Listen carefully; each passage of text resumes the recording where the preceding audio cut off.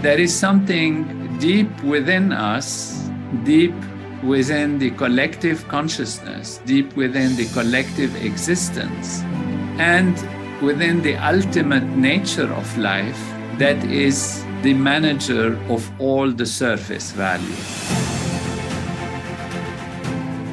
The world needs light, needs to see how as a group we make our society better, how as a group we make our world better. The secret is in consciousness, in awareness, in the self. It's right here within us. And we have the technology to go there and re-establish balance in the feelings, in the thinking of our entire society, entire world. We want you to come, to bring your friends. It will be a transformative time for oneself and for society as a whole.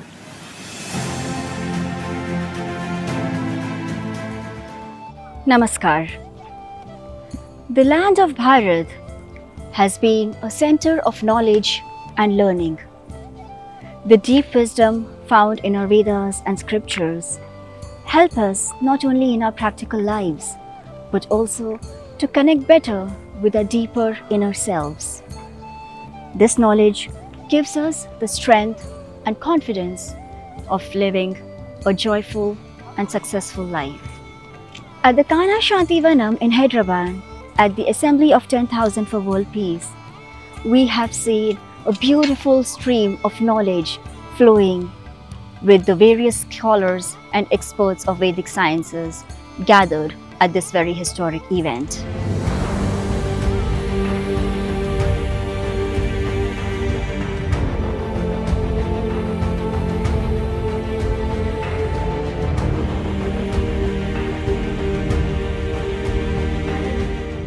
The event today at Kanha Shanti Vanam was made extra special with the arrival of the Sarsang Chalak of RSS, Shri Mohan Bhagwat Ji.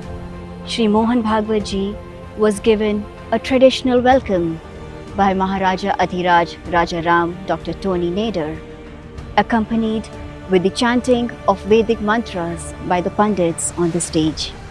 Apo Devi Rupa Bruve Yatra Gava Pibanti Naha Sindhubhya Kartvam Havihi Apsvantaramratam Apsubheshajam Apamuta Prasasti Shvashva Bhavatavajinaha Swasti Matra Utapitreno Astu Swasti Gobhya Utapurusebhyaha Vishwam Subhutam Suvidatramastu no Jogeva Drishema Suryam Om. With infinite gratitude and happiness and joy, with Maharaja Ji and almost 11,000 yogic flyer siddhas from around the world and from all parts of Bharat,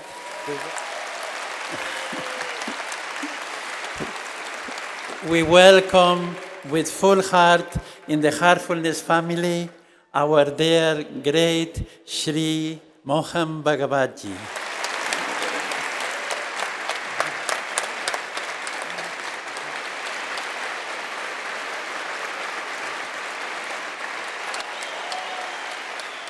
Now Shri Mohan Bhagwat Ji is giving blessing now to Maharaj Adhiraj Raja Ram.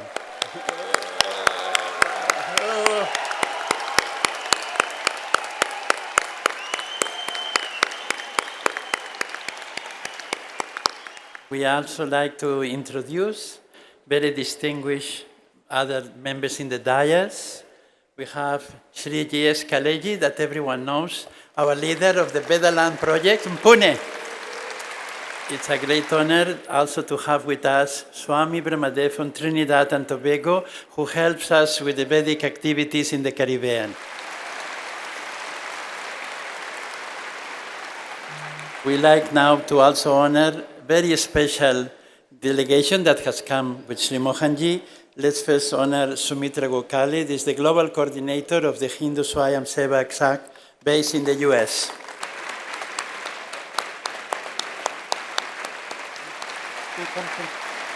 Another members that gave us the joy of their visit today to us, Sri Sunday Reddy ji, which is the president of the RSS in Telangana.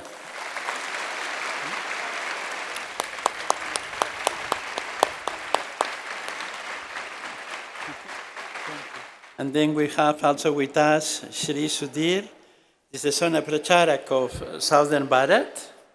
Also we have Sri Siddharji, which is the provincial Pracharak of Telangana, the leader of RSS in Telangana also. And finally, we want to mention Sri Rameshi, the State Secretary of the RSS in Telangana. Sri Mohan Bhagwat ji expressed his thoughts and views on the topic Veda and Science and its application for world peace, the gift of Bharat to the world. महामहिम महाराजा राम जी, राजा Lewis जी, आदरणीय काळे जी, श्रद्धेय स्वामी ब्रह्मदेव जी और विश्व के 139 देशों से यहाँ पर वेदों के लिए एकत्रित सभी विद्वान, शास्त्रज्ञ, नागरिक सज्जन, माता भगिनी, पूरे विश्व में आप लोग एक बड़ा प्रयास कर रहे हैं। विश्व की जागृति का प्रयास है। विश्व को वास्तविक ज्ञान में जागृत करने का आपका प्रयास है। और इसलिए जब मुझे ये कहा गया कि यहाँ पर वेद और विज्ञान और विश्व में शांति लाने में उसकी भूमिका, उसका एप्लीकेशन, इस विषय पर बात करो, तो मैं तो वेदों में विद्वान नहीं हूं, वो तो सामने बैठे हैं, परंतु आप इतना बड़ा प्रयास कर रहे हो तो आपके प्रयास में छोटा सा हाथ लगाने के लिए यहाँ पर वेदों के बारे में कुछ बोलना, इसको ना करने का मेरा मन नहीं हुआ। इसलिए आपके सामने उसी विषय को लेकर मैं उपस्थित हूं। वेद और विज्ञान ऐसा जब हम कहते हैं तो मुझे थोड़ी आपत्ति होती है। वेद कुछ अलग है, विज्ञान कुछ दूसरी वस्तु है, ऐसा भाव उसमें से निकलता है। मैं आपको ये बताना चाहता हूं कि वेद भी विज्ञान है। अंग्रेजी में कहते हैं साइंटिफिक टेम्परामेंट। भारत की सारी परंपरा में, आध्यात्मिक परंपरा में साइंटिफिक टेम्परामेंट से ही सारा काम होता है।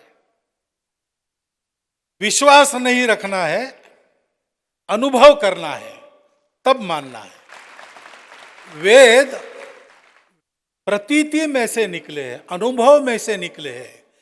वेदों की ऋचाओं को हमारे पास देने वाले ऋषियों को हम चिंतक नहीं कहते, हम दृष्टा कहते हैं। वेद की एक एक ऋचा को उन्होंने प्रत्यक्ष देखा है और इसलिए वेद भी अनुभव और परीक्षा में विश्वास करता है। इसलिए विज्ञान तो है ही, लेकिन विज्ञान अपने इंद्रियों से जानता है और बाहर की वस्तुओं को जानता है। बाहर की दुनिया को जानते जानते सत्य तक पहुंचना, यह विज्ञान का कहना है। वेद भी बाहर की वस्तुओं को देखते हैं, जानते हैं, उसकी परीक्षा करते हैं, ज्ञानेंद्रियों से भी करते हैं। भगवान कृष्ण ने गीता में कहा है, त्रैगुण्य विषया वेदा। 3 गुणों से प्रकृति बनी है, दुनिया बनी है, क्रिएशन, सत्व रज तम, 3 का मिक्सचर है। और इन्हीं 3 गुणों से वेद भी आलोचना करते हैं। लेकिन वेद वहां रुकते नहीं, वेद उसके भी आगे जाते हैं। 3 गुणों से परे भी कुछ है, वहां तक वेद जाते हैं और उसको पाते हैं, उसका स्पष्ट ज्ञान प्रत्यक्ष ग्रहण करते हैं। और इसलिए वेद भौतिक जीवन में भी काम के है और भौतिक जीवन के परे जो आध्यात्मिक जीवन है उसमें भी वेदों का काम है।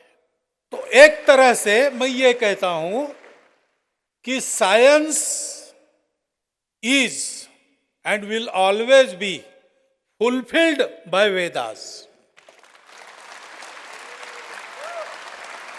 बिना उसके विज्ञान अधूरा है, साइंस इनकम्प्लीट है, क्योंकि वो रुक गया। उसने शरीर का अध्ययन किया, उसने मन का अध्ययन किया, उसने बुद्धि का अध्ययन किया, उसके आगे विज्ञान जाता नहीं। उसने व्यक्ति को समझा, उसने समाज को, सामूहिकता को समझा, उसने सृष्टि को, भौतिक सृष्टि को समझा, लेकिन उसके आगे वो जाता नहीं। वो कामनाओं को समझता है, मनुष्य की डिजायर को समझता है, एंड्स को समझता है, उसके लिए आवश्यक मीन्स को समझता है, अर्थ को समझता है, और यह भी समझता है कि कभी ना कभी we will get fed up of this game of ends and means.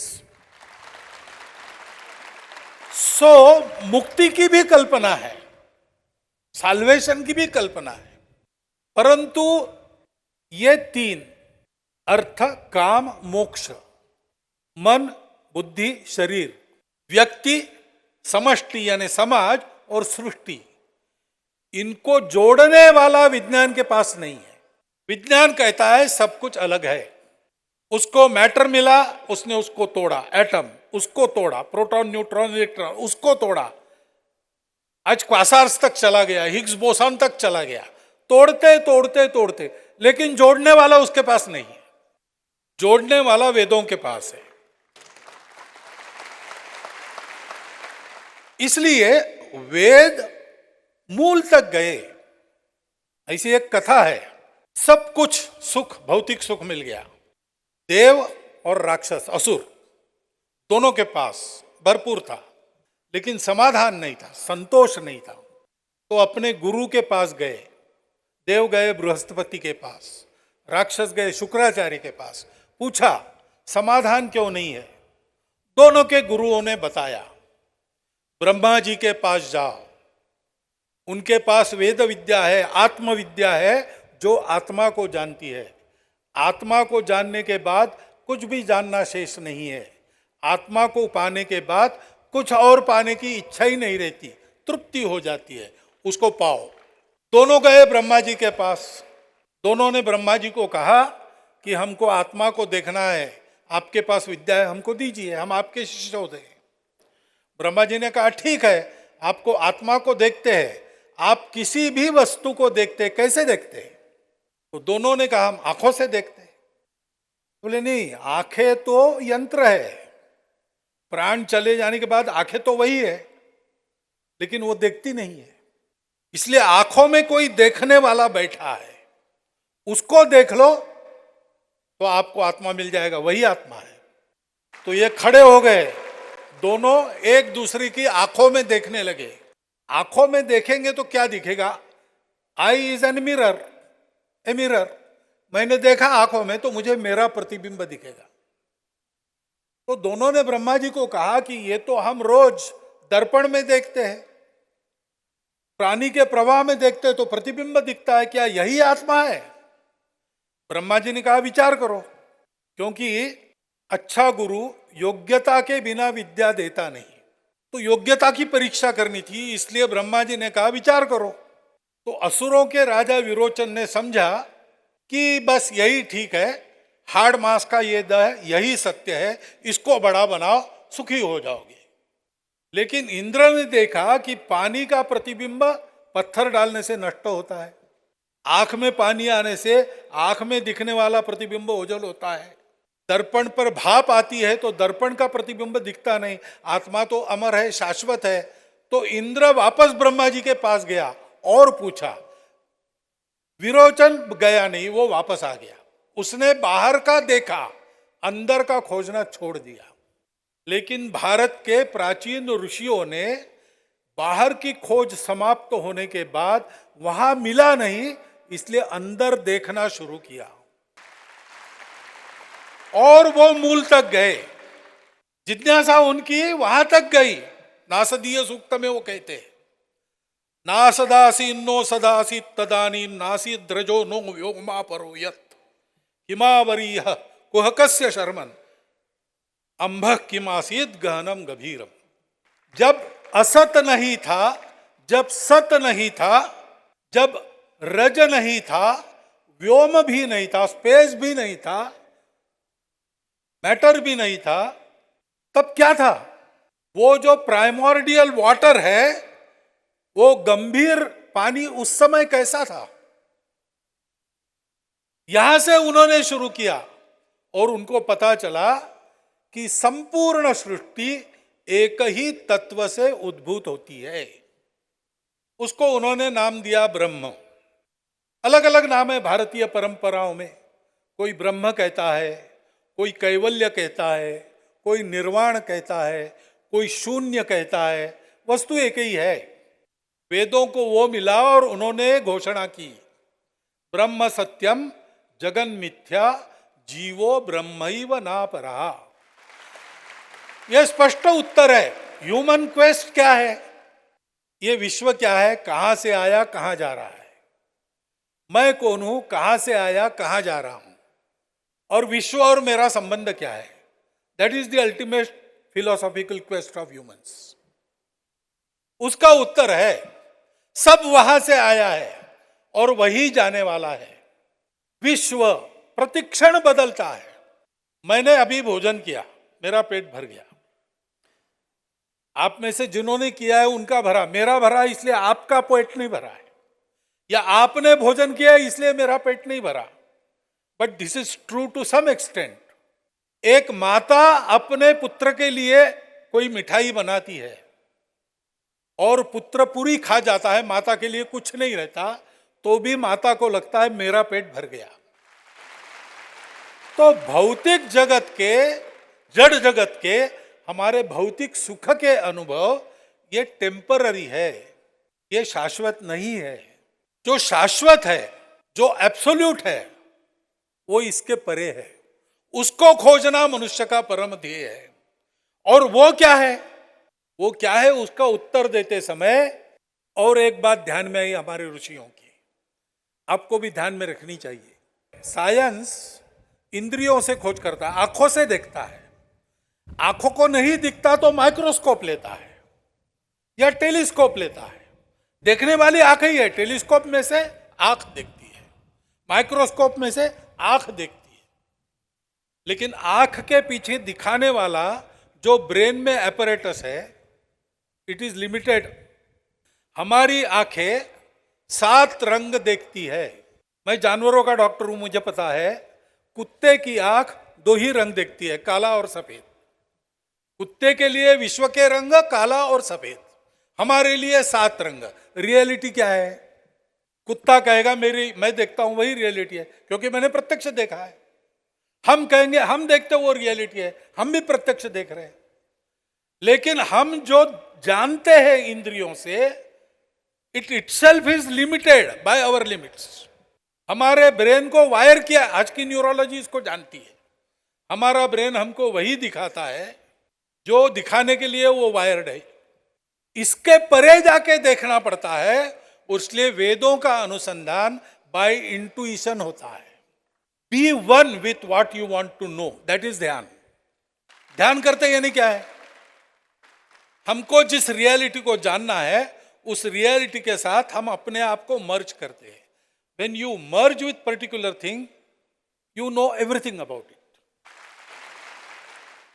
यहां की परंपरा में कहते काम, क्रोध, लोभ, मोह, मद, मत्सर, अथवा यूरोप की परंपरा में sins, greed, envy, etcetera etcetera. ये डाइवर्शन है, वो हमारा कंसंट्रेशन दूसरी जगह ले जाता है। इससे मुक्त होकर, इसमें रहकर इससे मुक्त होना और उसको जानना, ये तपस्या ऋषियों ने की तो उन्होंने जाना कि वो क्या है। ये लोग देखेंगे तो अपने अपने बुद्धि से देखेंगे, इसलिए उनको वो एक है लेकिन दिखेगा अलग। पानी का ग्लास कहीं भर के रखा है, वाटर बॉटल कहीं भर के रखी है, देखेंगे तो एक आदमी कहेगा ग्लास आधा भरा है, दूसरा कहेगा ग्लास आधा खाली है, तीसरा कहेगा पानी कम है, चौथा कहेगा ग्लास बड़ा है। वर्णन तो एक ही वस्तु का है, अपने अपने जगह वो ठीक भी है, लेकिन वो क्या है इसका एकमत नहीं हो नहीं सकता। रुचिनाम वैचित्र्यात रुजु कुटिल नाना पथ जुता, रास्ते भी अलग अलग होंगे। आज मैं यहां आया, मुझे राउरकेला से आना था तो मैं कलकत्ता गया, वहां से यहां आया। आज हमारे सौमित्र जी कोयम्बतूर से आए, उनको कलकत्ता नहीं जाना पड़ा, वो सीधे आए। हम कहां से चलते हैं, हमारे पास वाहन कौन सा है, हमारी शक्ति कितनी है, उसके आधार पर रास्ता बनता है। और इसलिए वेदों ने कहा एकम सद विप्राह बहुधा वदंती। ये थियरी नहीं है, ये उन्होंने प्रत्यक्ष अनुभव किया। आधुनिक काल में भारत में रामकृष्ण परमहंस हो गए, उन्होंने सारी प्रैक्टिसेस स्वयं अनुभव की। उन्होंने इस्लाम की प्रैक्टिस करके देखी up to its last experience, ईसाईयत क्रिश्चियनिटी को भी देखा, भारत में जितने पंथ संप्रदाय सबको देखा और सब करके कहा जो तो मत तो पथ, जितने मत है उतने रास्ते। और इसलिए कहा एकम सद विप्राह बहुधा वदंती, और इसलिए ये सारा जो है विश्व एक है, यूनिटी ऑफ एग्जिस्टेंस, ये हमारे ऋषियों को मिला। उसके आधार पर सारा उनका साइंस है। वेदों में भौतिक साइंस भी है, वेदों में गणित शास्त्र है, वेदों में खगोल शास्त्र है, वेदों का ही उपवेद आयुर्वेद है, वेदों का ही उपवेद धनुर्वेद है, वेदों में शिल्प शास्त्र है, वृक्षायुर्वेद है यानी बॉटनी है, कृषि शास्त्र है, मृग चिकित्सा यानी वेटरनरी साइंस है, नौकानयन शास्त्र है। कितने ही ऐसे शास्त्र वेदों से डिराइव हुए, वेदों से निकले। लेकिन वेदों ने ये कहा कि इसको भी जानो, भौतिक दुनिया में ठीक से जीकर विकारों से मुक्त होकर कंसंट्रेशन करने में इसकी आवश्यकता है, लेकिन बाद में इंट्यूशन चाहिए, उसके आधार पर वहां पहुंचोगे तो ध्यान करो, मंत्र जप करो।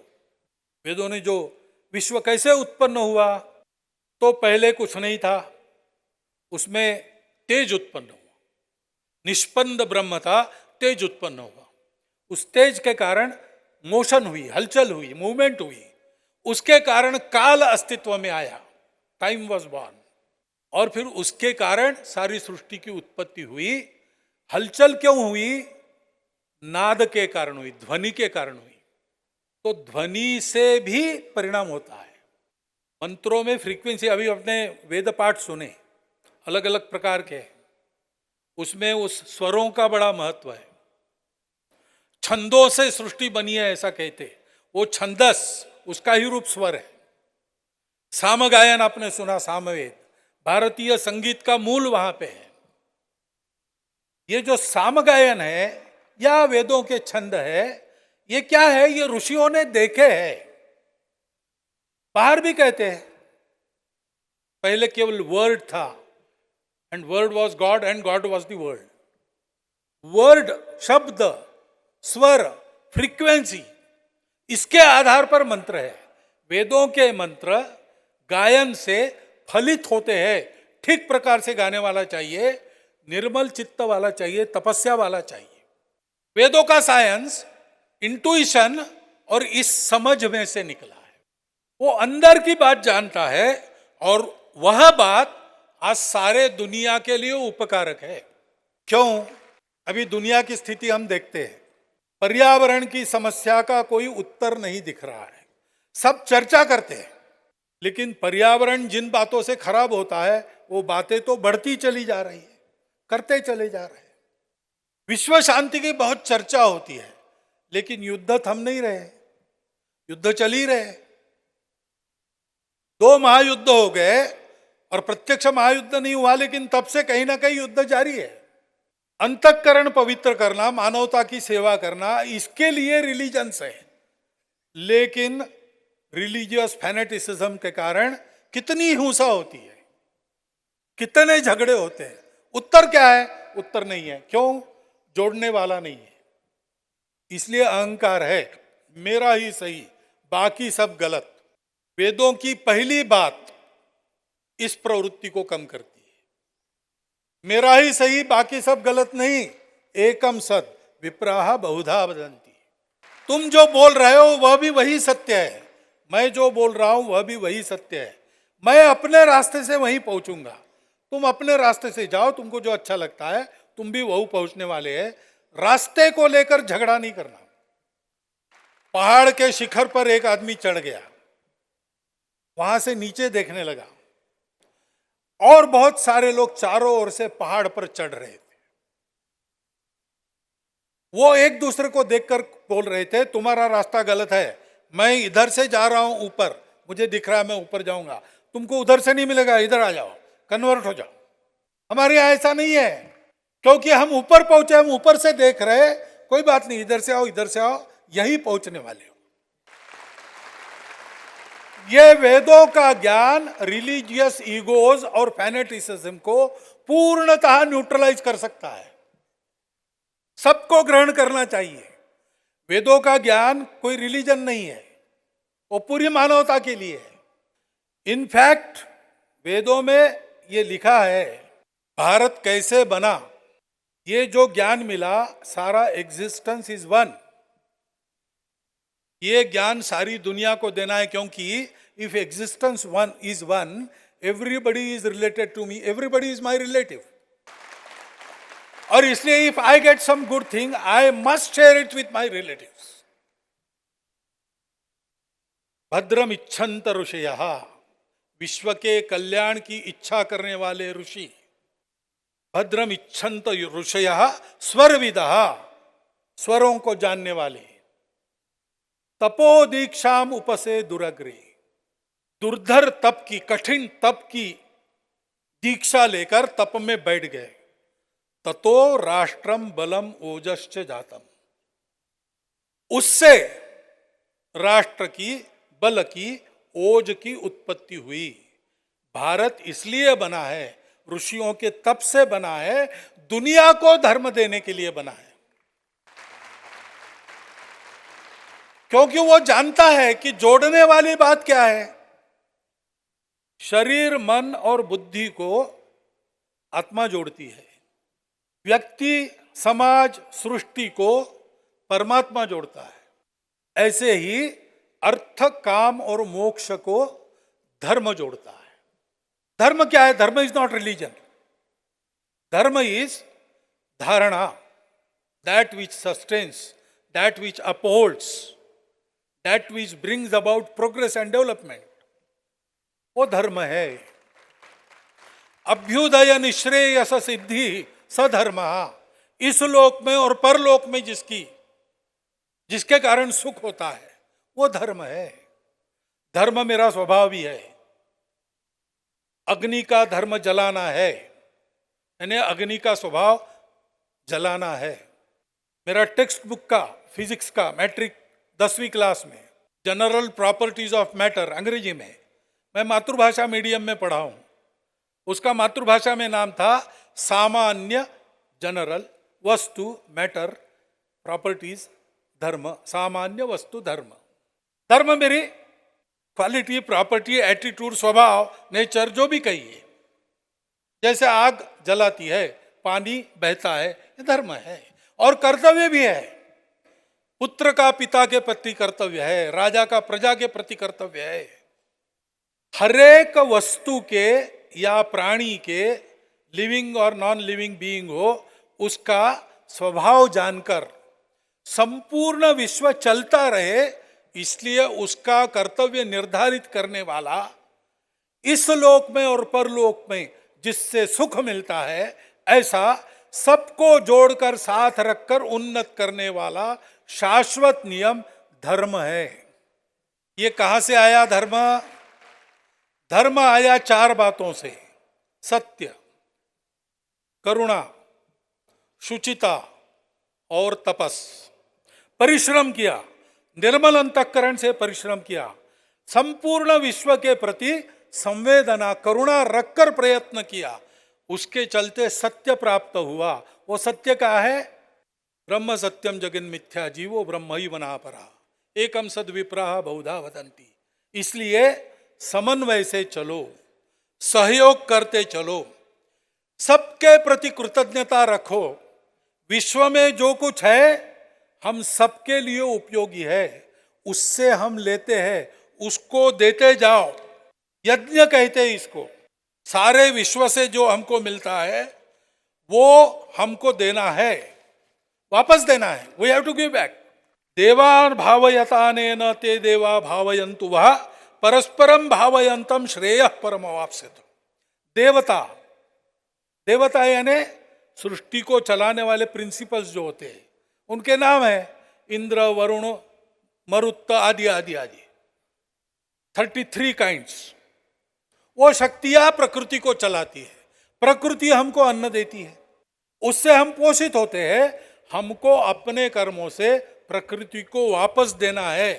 हम प्रकृति से लेंगे, वो हमारी पोषण करेंगी, हम प्रकृति का पोषण करेंगे, तो पर्यावरण की समस्या कहाँ आएगी?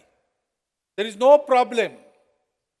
अगर दिया हुआ हम वापस करते हैं, लेते समय कृतज्ञता भाव से लेते हैं, मांग कर लेते हैं, जैसे माता के पास से लेते हैं वैसे लेते हैं, खींच कर नहीं लेते और वापस करते हैं। यह सत्य मिला है वेदों से। और इसलिए विश्व की आधुनिक सारी समस्याओं का निदान करने का सामर्थ्य वैदिक ज्ञान में है। उस वैदिक ज्ञान को समझना आवश्यक है। आज भारत में स्थिति यह है कि बहुत लोगों को इसका विस्मरण हो गया है। अब भारत में प्रयास चल रहे हैं उसका फिर से जागरण करना। जैसे जैसे वो प्रयास बढ़ रहे हैं, भारत भी तैयार हो रहा है। लेकिन भारत इसका मालक नहीं है, भारत इसका ट्रस्टी है। This knowledge is for whole universe including humanity. सबको देना है, सबको देने के लिए हमको चलना है। मतों के अहंकार के कारण जो कलह चलता है वो बंद होना चाहिए। एक दूसरे को अलग दिखने से अलग मानना, डिफरेंट है तो सेपरेट मानना, ये बंद होना चाहिए। स्वार्थ का आचरण नहीं होना चाहिए। बड़ा बन के सबको बड़ा करना, सुखी बन के सबको सुखी बनाना, इसके लिए सेवा परोपकार चलना चाहिए। और समन्वय संतुलन से सारे सृष्टि का कारोबार चलना चाहिए। ये संदेश धर्म का संदेश है। भारत को इस धर्म के संदेश को ही दुनिया में देना है। और इसलिए हमारे पूर्वजों ने बताया, एतद्देश प्रसूतस्य सकाशादग्र जन्मनाथ स्वम स्वम चरित्रम शिक्षेरन पृथिव्याम सर्वमानवा। अपने जीवन से विश्व के सारे मानवों को जीवन की शिक्षा दो। हम बड़े इसलिए नहीं, हमारे पास है। We have been entrusted with that knowledge, not for ourselves, for whole of the universe. और आज मैं बहुत एक आनंदमय दृश्य देख रहा हूं कि 139 देशों के भारत को मिलाकर 11,000 लगभग प्रतिनिधि यहां पर उस कार्य को करने के लिए उपस्थित है। महर्षि योगी जी के कृपा प्रसाद से इस कार्य को करना, आधुनिक जगत को, नई पीढ़ी को समझ में आए ऐसे वैज्ञानिक भाषा में उसका पुनः प्रतिपादन करना, इसका उद्यम चल रहा है। और महर्षि द्वारा नियुक्त 10 राजाओं का राजमंडल उसकी देखरेख कर रहा है। ये पूरे विश्व की मानवता के लिए आशा और विश्वास की बात है। ये आशा और विश्वास लेकर हम सारे विश्व में यहाँ से जाए, प्रेरणा लेकर जाए, अनुभव लेकर जाए और अपना अनुभव सबको सिखाए, तो मैं समझता हूँ कि आने वाले 10, 20, 50 वर्षों में जिस मंगलमय विश्व की सारे विश्व के चिंतक कामना करते हैं, लेकिन जो अभी भी दूर लग रहा है, वो मंगलमय विश्व यहाँ पर प्रत्यक्ष में हम सब लोग, आपको इतनी दीर्घायु मिले सबको कि हम सब लोग उसको इसी देह में इन्हीं आंखों से देख सकेंगे।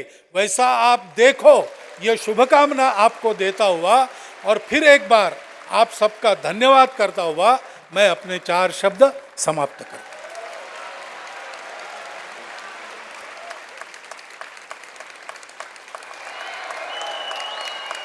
We request Maharaj Adiraj Rajaram, Dr. Tony Nether, to comment on the lecture of Sri Mohan Bhagavad Ji. Shri Mohan Bhagavat Vijayante Taram. We just heard a complete exposition of knowledge from the theoretical level and from the practical level, the scientific level that proves what is theory and how theory works and gives the possibility to apply the theory for the benefit of humankind. We will have this speech translated in all languages.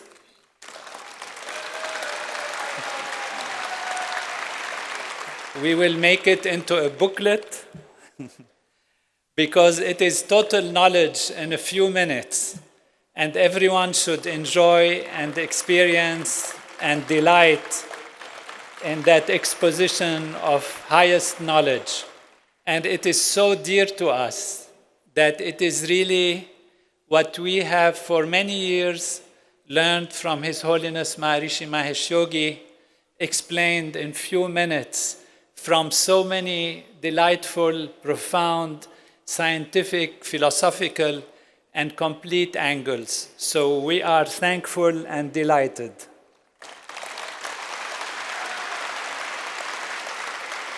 Traigunya Vishaya Yoga, Nistre Gunyo Bhava Arjuna.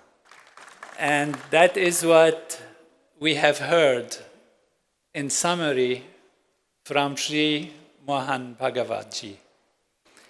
There is a dynamic of creation, a dynamic of manifestation, and all this manifestation appears in so many different forms.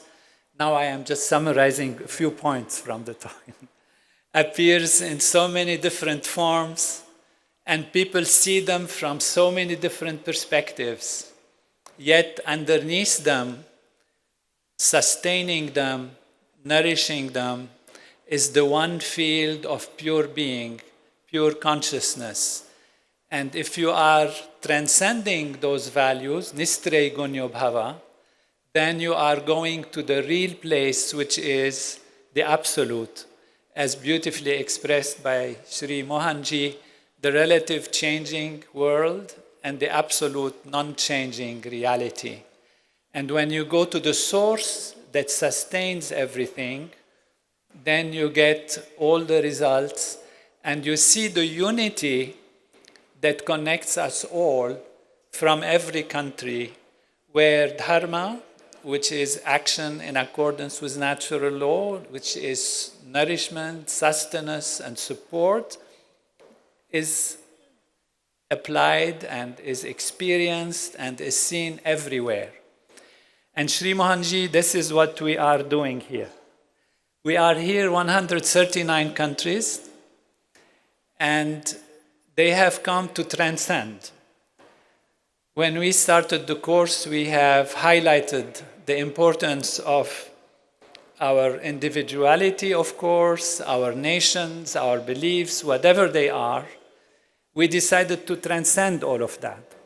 Transcend it on the feeling level, transcend it on the thinking level, transcend it most importantly, on the being level. And that is the technology that we have received from His Holiness Maharishi Mahesh Yogi. Nistrei Gunyo Bhavarjuna.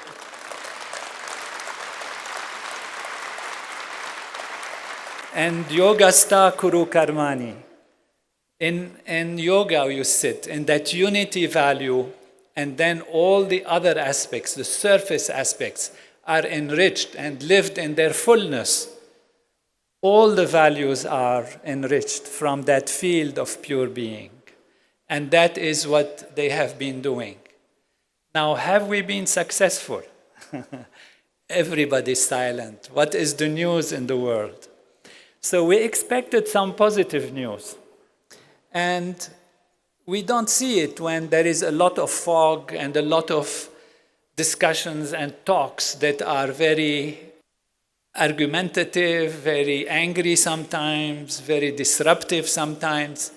And this is what the year has closed on. 2023 has closed on amazing levels of anger and fear and fighting and promise to kill and promise to fight and promise the wars will go on forever and promise of that. So when I looked at that, is this, I should have been, into this whole course, should we have done it? I mean, who can face this kind of tremendous situation? Now, what happened? One of our references is whether these people are fighting and how they experience the situation of fighting. And when I'm addressing our group in the first days, I said, and it came just like that to me, I said, our heart goes to all those people who are in the trenches, who are fighting, who think this is the only way to achieve their goals. And they are suffering. These young people, they want to have a life, they want to grow, they want to develop a family, develop a situation that is good. And here they are fighting, and oftentimes when we are looking from a peaceful perspective, we think like these are the bad people. And so why is it that our heart suddenly, I felt, goes to them? And that is really, I understood in my heart later that if these people go back home, then we would have achieved something.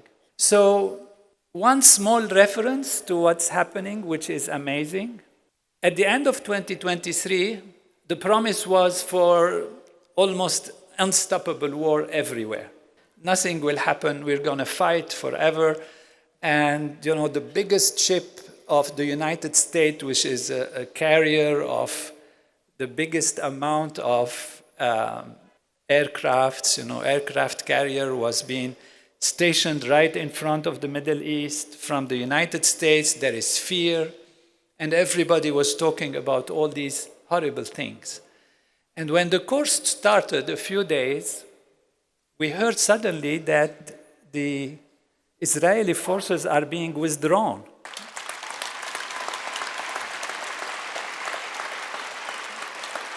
That these young people are being taken back home. Although the speech is warmongering, the actual thing is they should go and rest. They should go and have good silence and quiet, meet their family, go back to their daily activities. Then a second day, I hear that the Gerald Ford, biggest ship, aircraft carrier situated facing the Middle East, they decided to take it home. So it moved back to the United States. These might seem small things because there are lots of skirmishes happening, but it's really very significant. Why would the United States, who's there to protect and do whatever logic it has, suddenly decide there is no reason for that to be there? Let's go home. Then I look at the news and I see, well, we haven't seen anything between Ukraine and Russia. It's no more in the news practically. I mean, small things keep happening, of course. And then suddenly I had to Google Russia, Ukraine. And then the first news that I got was that the largest exchange of prisoners that ever happened since October 7 is happening just these few days.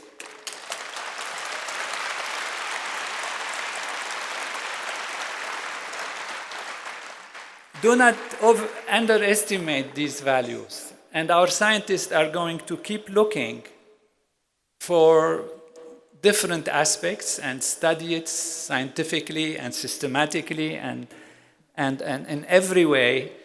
But I would like, in the presence of the greatest leader of Veda from the activity level, from the application level in the whole of India, Sri Mohan Bhagavat, like to express these points, to thank him and all the illustrious leaders who have come with him from Telangana and from different places for their presence with us, and tell them that yes, this is what we are doing based on our understanding of Vedanta as given to us by His Holiness Maharishi Mahesh Yogi, that consciousness is primary, that the field of being is the field that makes everything happen on the surface, and the technology that allows us to go back to that field, enliven it not only in our awareness, but in the awareness of the whole world,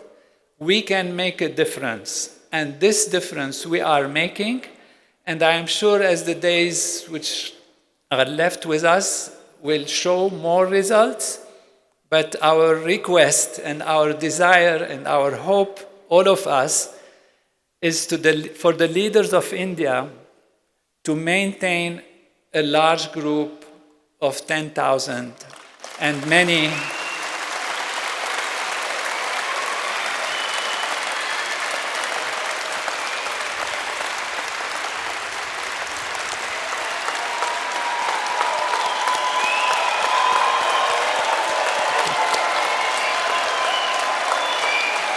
Because this will bring not only the young people back home, but will bring everyone in every field of life back home.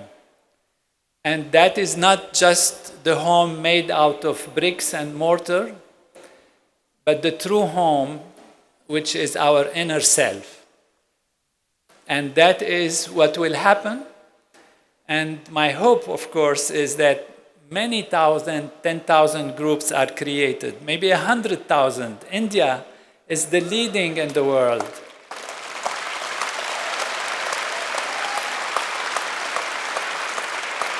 This is the knowledge of Bharat. This is the knowledge of the Vedic tradition. And as Sri Mohanji beautifully said, it's a knowledge for all. Science can get discovered somewhere.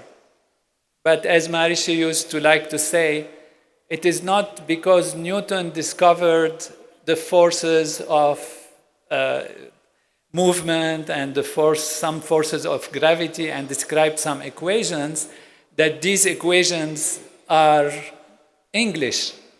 And therefore, we like to believe we are Veda. It is the knowledge of life.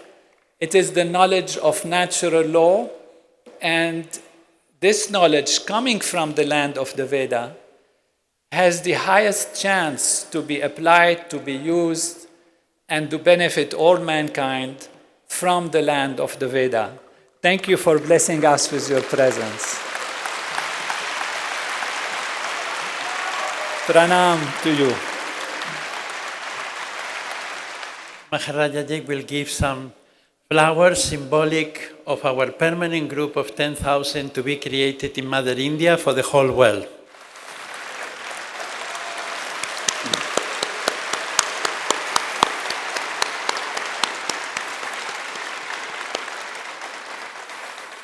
And we thank Maharajaji for this precious guidance, and we thank so much Sri Mohan Bhagavatji for blessing us, guiding us, and make us feel that Mera Bharat Moham, India is our motherland.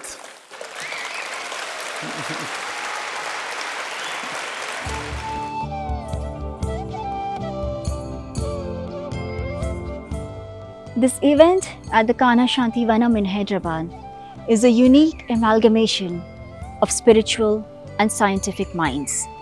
These groups of meditators who have come from all over the world are meditating not only to create bliss, peace, and joy, but the aim is also to study the effects of group coherence on world events. Stay with us as we continue to bring to you highlights from this unique event and bring you closer to the technique of transcendental meditation and the Vedic wisdom as being shared by the various scholars and Vedic experts at this assembly. Meet us only at DD Bharati at 5 p.m. Namaskar.